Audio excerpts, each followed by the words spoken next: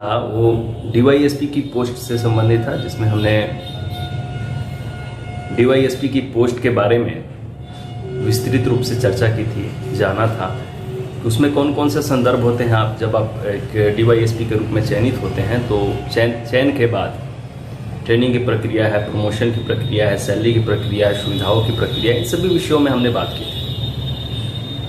पिछले वीडियो में मैंने आप सभी से रिक्वेस्ट किया था कि अगर कुछ विषयों को लेकर आपको संशय है या जानने को इच्छुक हैं, उत्सुक हैं, तो आप कमेंट के माध्यम से मुझे बताइए कि हम किन किन विषयों पे बात कर सकते हैं। उसी कॉन्टेक्स्ट में 2-3 विषयों पे बहुत जोर दिया गया, जिसमें एक था कि सब इंस्पेक्टर की जो वैकेंसी अभी आई हुई है उसमें अगर हम बहाल होते हैं तो हमारा जो एस्पेक्ट्स है कौन कौन सा है, जैसे कि सैलरी क्या होती है, प्रमोशन का क्या एस्पेक्ट है, सुविधाएं क्या मिलती है, ट्रेनिंग कैसे होती है, इन सारे विषयों को लेकर आपको संशय होगा, डेफिनेटली होगा, आप चूंकि उसकी प्रक्रिया में है। एक एसडीएम को लेकर भी वीडियो बनाने की बात हुई थी और भी कुछ एस्पेक्ट थे। तो आज का जो एस्पेक्ट है वो सब इंस्पेक्टर ऑफ पुलिस को लेकर है। पुलिस में जो सब इंस्पेक्टर की डायरेक्ट बहाली होती है उसके संदर्भ में है। तो हम आज उसी बारे में बात करेंगे।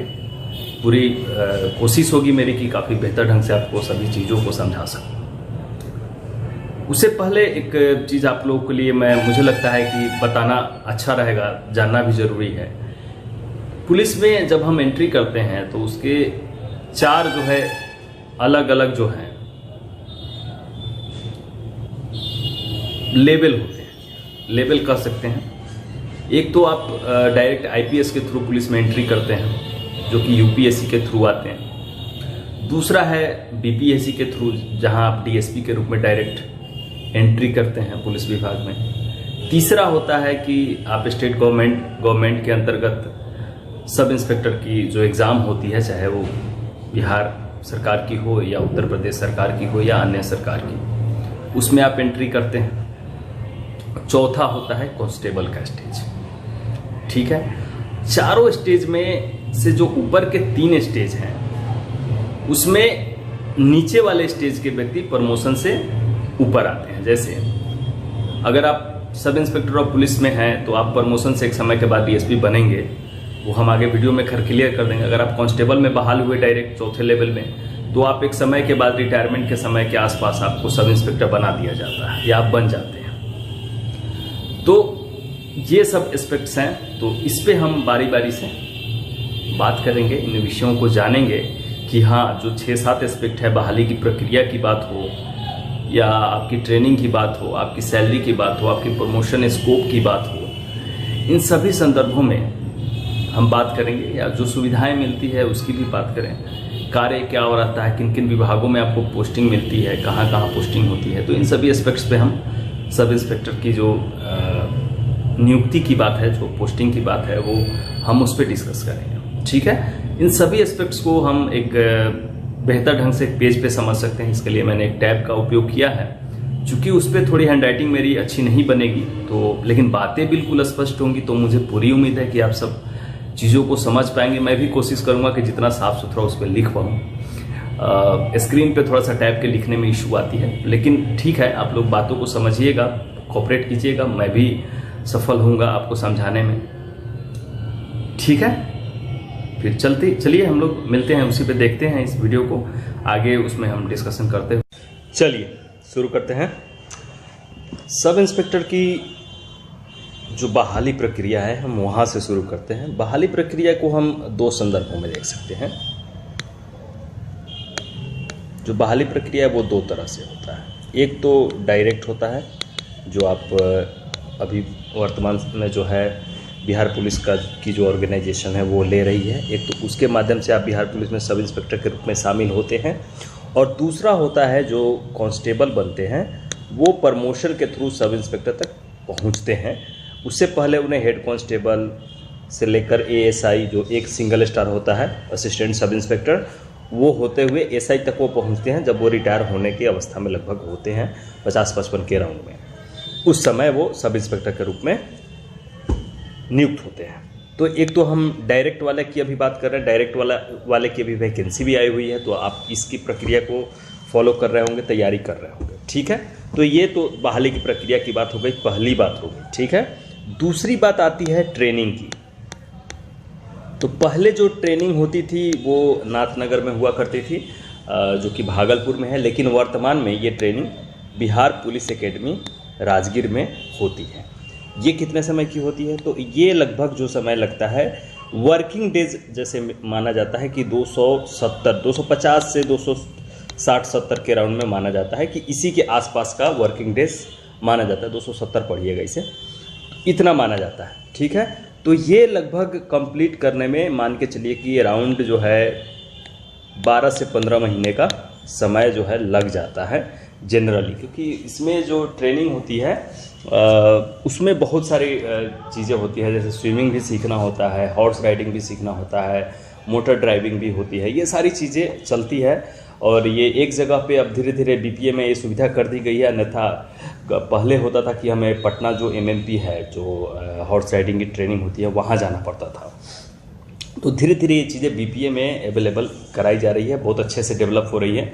तो अब ये जो समय है हो सकता है कुछ समय के बाद जो है ये केवल 12 महीने में ट्रेनिंग कंप्लीट होता है, लेकिन अभी जो सिनारियो है उसमें 12 से 15 महीने 16 महीने तक लग जाता है, ठीक है। तो ट्रेनिंग का ये है। और एक उसमें मैं कमेंट देख रहा था पिछली बार कि उसमें कमेंट था कि क्या सर सैलरी जो है ट्रेनिंग में जुड़ने के बाद ही मिल जाती है? तो जी बिल्कुल, आपकी जो ज्वाइनिंग की हो जाती है, जब ज्वाइनिंग आप कर लेते हैं, आपकी पोस्टिंग कहीं दे दी जाती है या कहीं ट्रेनिंग के लिए आपको भेज दिया जाता है, तो आपकी सैलरी शुरू हो जाती है। लेकिन शुरू के कुछ महीनों में सैलरी में थोड़ी डिले होती है, बिकॉज अब आपका जो अकाउंट है वो सैलरी अकाउंट बनता है एसबीआई में या सरकारी बैंक में जो भी है।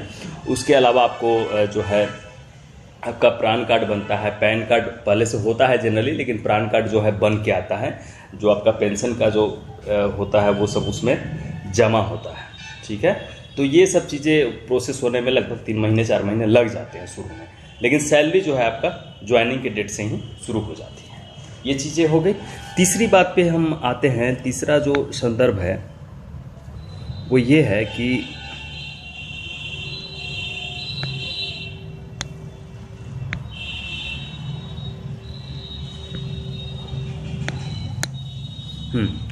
थर्ड जो कॉन्टेक्स्ट है वो ये है कि अलग अलग जो पोस्टिंग प्लेसेस हैं वो कौन कौन सी होती है, ठीक है। तो पोस्टिंग जो प्लेसेस हैं जहाँ पे एक सब इंस्पेक्टर को नियुक्त की जाती है, पहला तो उसमें जो सबसे इम्पोर्टेंट है आप जानते होंगे पुलिस स्टेशन, पीएस कह सकते हैं।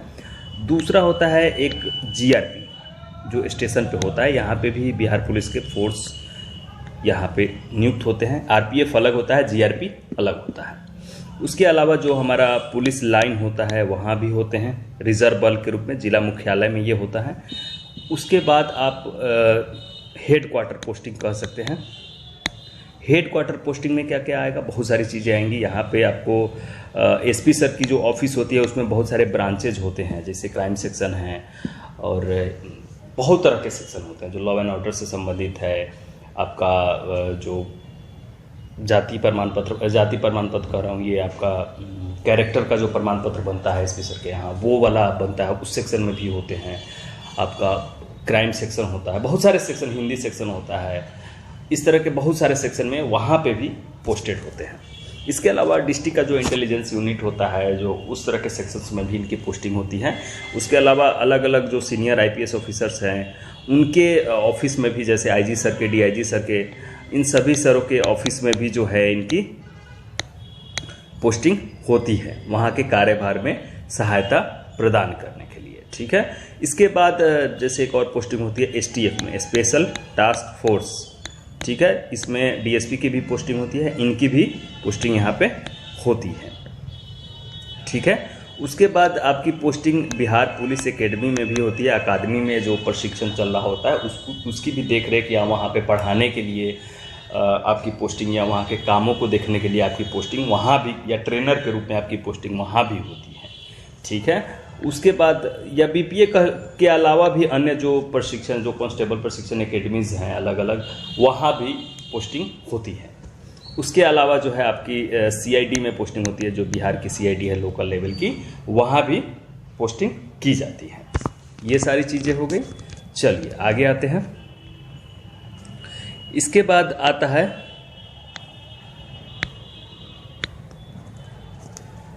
चौथा कंटेक्स्ट। इसमें हम प्रमोशन की बात करते हैं।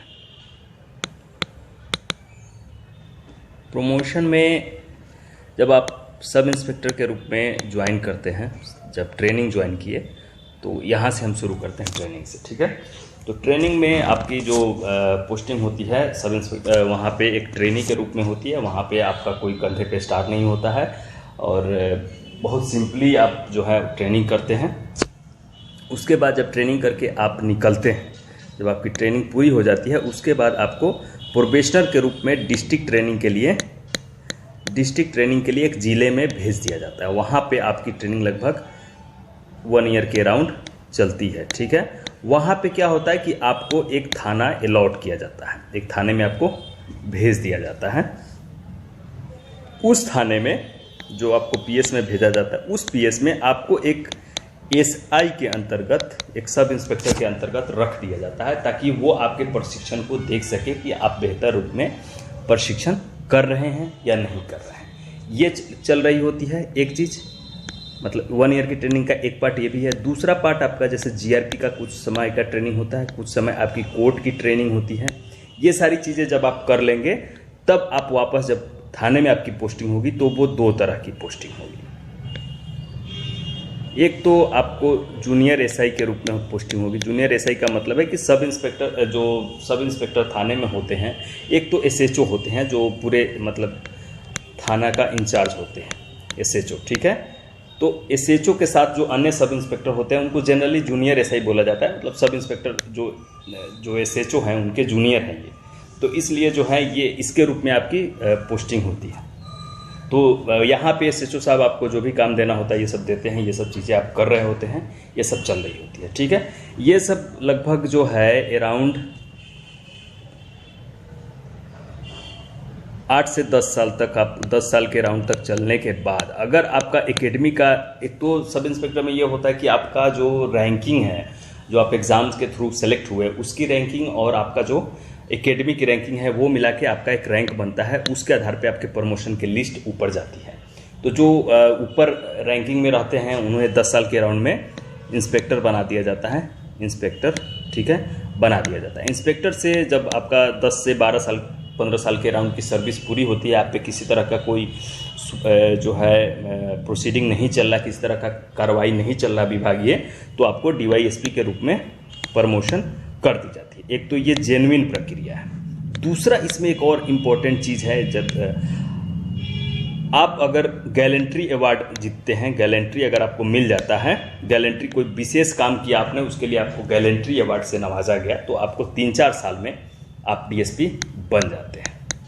जैसे आप देखिएगा कि 2009 बैच जो पिछला सब इंस्पेक्टर के थे, उसमें कुछ 3 लोगों को गैलेंट्री मिला। 2013 में उन्हें गैलेंट्री मिला। तो अभी जो 2019 में जो सब इंस्पेक्टर प्रमोट किए डीएसपी में, उनमें उन 3 लोगों को डीएसपी बना दिया गया। आउट ऑफ टर्न इनको बोलते हैं, आउट ऑफ टर्न इनको जो है प्रमोशन देकर डीएसपी बना दिया जाता। तो ये गैलेंट्री वाला होता है, जो कि स्पेशल लोगों को कुछ बहुत अच्छा काम करने के लिए, जैसे इन 3 लोगों का था कि उसमें 2 लोग का था कि मोतिहारी में जो है एक अरेस्टिंग हुआ था भटकल का, वो उसी केस में उन्हें जो है गैलेंट्री मिला था। तो उसी संदर्भ में इन्हें जो है, या नक्सल मूवमेंट में कुछ विशेष करने के लिए गैलेंट्री मिलता है। तो इन सब विषयों की वजह से आपको गैलेंट्री मिलता है, तो आपको आउट ऑफ टर्न प्रमोशन देकर डीएसपी बना दिया जाता है। अगली बात देखते हैं, 5वीं बात।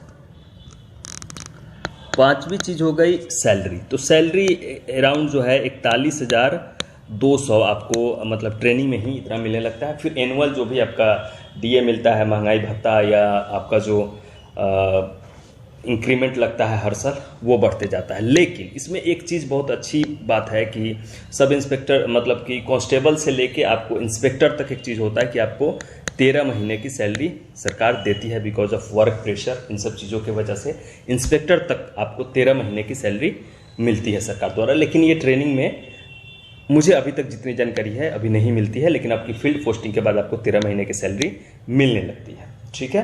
तो ये आपकी करंट सैलरी ट्रेनिंग से शुरू होती अभी जो है। और ग्रेड पे क्या होता है, तो ये 4200 ग्रेड पे की जॉब है, ओके, ठीक है। चलिए अब कार्य जो है, कार्य वाले में हम ऑलरेडी कुछ बातें कर चुके थे, लेकिन यहाँ पे मैं थोड़ा सा रिपीट करूँगा। जो कार्य का है, कार्य के रूप में एक तो आपका एसएचओ के रूप में जो कार्य आप करते हैं वो होता है, और एक जूनियर एसआई के रूप में कार्य होता है। ये अभी हम लोग डिस्कस कर ही लिए थे वहाँ पे, जो प्रमोशन वाला एस्पेक्ट था उसी में। तो यही बात है यहाँ पे। फिर आपको जो लॉ एंड ऑर्डर की जो समस्या है, आपके जिस थाने में आप पोस्टेड है वहाँ लॉ एंड ऑर्डर की चीज़ें आपको देखनी है। पर्व त्यौहार के समय आपकी ड्यूटी लगेगी। कोई महामारी है, जैसे अभी कोरोना वायरस के समय क्या था कि अलग अलग चेक पोस्ट बने हुए थे, तो यहाँ पे सब इंस्पेक्टर के नेतृत्व में 5-6 लोगों की, 8 लोगों की, 10 लोगों की टीम को लगाया जाता है ड्यूटी करने के लिए। ये सारी चीज़ें हैं, ठीक है। ये कार्य आपका हो गया। लॉ एंड ऑर्डर जो भी है, कोर्ट से जो भी जो प्रोसेस करना है, NBW नॉन अवेलेबल वारंटी है, अवेलेबल वारंटी है, ये सब कागजों को लेना या कुर्की करना है, तो इन सब चीज़ों को करना, ये सब काम आपके थाना के अंतर्गत आता है और आपको ये सब करना है। थाना का जो लिखित काम होता है, इन सब चीज़ों को करना और कराना भी होता है। तो वो डिपेंड करता है आप थाने में GSI है या SHO साहब हैं, जो भी हैं उसके ऊपर डिपेंड करता है। और ये आपको SP सर के ऊपर डिपेंड करता है, आपको इन सब पोस्ट पे वो कहाँ पे किस थाने में देते हैं, ये सब SP साहब के ऊपर डिपेंड करता है। ओके, तो ये सब चीज़ें हो गई। अब 7वीं और अंतिम चीज़, सुविधाएं। तो इसमें जैसे सुविधाएं बहुत सी हैं। जैसे एक तो आपको थाना, जिस थाने में आप रिक्रूट होते हैं वहाँ पे अब लगभग सभी थाने में आवास जो है बना दिया गया है। वहाँ पे आपको एक जो है आवास मिल जाता है रहने के लिए, कोई इशू नहीं है। खाना पीना वहीं पे बनता है, तो वो आपका है सुविधा। व्हीकल, आपका पर्सनल व्हीकल नहीं मिलता है। आप अपनी गाड़ी रख सकते हैं, लेकिन आपको जो है थाने की गाड़ी, जनरली अभी 2 गाड़ियाँ कम से कम हर थाने को दी गई है बिहार सरकार के द्वारा, जो कि काफ़ी अच्छा है। तो इन व्हीकल से गश्ती या फिर वो मूवमेंट होता है, तो आप जो है इससे जो है अपनी ड्यूटीज़ को कर सकते हैं। पर्सनल यूज़ में आप व्हीकल को नहीं कर सकते हैं, ठीक है। उसके अलावा जैसे कहीं पे भेजा जाता है किसी दूसरे डिस्ट्रिक्ट में, दूसरे स्टेट में, तो आपको जो है ट्रैवलिंग का जो अलाउंस होता है वो मिलता है, टीए बोलते हैं उसको। और जो है महंगाई भत्ता वगैरह वो सब मिलता है, वो अलग चीज़ है। तो ये सब चीज़ें भी आपको मिलती है। इलेक्शन ड्यूटी है तो उस सब का भी कुछ भत्ता वगैरह मिलता है। ये सब सुविधाएँ आपको सरकार से मिलती है, ठीक है। तो आज का कंटेक्स्ट इतना ही रहने देते हैं। फिर अगर कुछ डाउट है तो आप कमेंट में बताइए, फिर हम लोग उस पर वीडियो करेंगे, या इसमें कुछ अगर छूट रहा हो तो आप मुझे कमेंट में बताइएगा, ठीक है। मिलते हैं हम लोग अगले वीडियो में। Thank you. चैनल को जरूर सब्सक्राइब कर लीजिएगा और वीडियो को हो सके तो शेयर कीजिएगा अगर आपको ठीक लगे तो। Okay, thank you.